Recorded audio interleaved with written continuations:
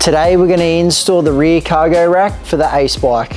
Inside your box you should have the rear cargo rack, the reflector and your nuts and bolts. First step, we're going to install the screws in the back of the reflector. The flat bit here just goes into the center, and then you want to push these all the way to the end and do the same with the other side all the way. Installing the reflector on the rear rack, I'm just going to push it into here, and then you've got your two 8mm nuts. They will just go on the back side here.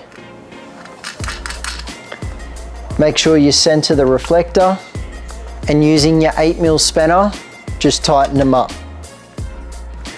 Next up, grab your keys and we want to remove your battery.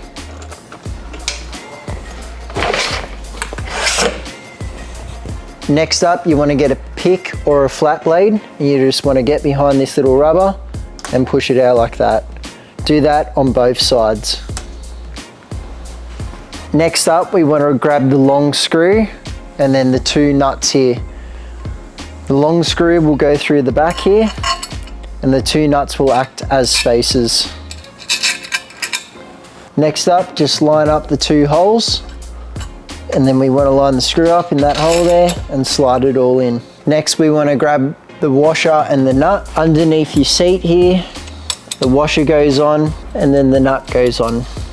Before tightening that bolt down, we want to install these two screws. Underneath, there's two pre-screwed holes. We just want to get your screws and screw it into the rack. Do that on both sides. Next, you want to grab your 4mm Allen key and do these up. Now, using your 8mm spanner and your 4mm Allen key, we want to do this bolt up here. And finally, you can reinstall your battery. Making sure to lock your battery in. And that's how you install your rear cargo rack for your Ace bike.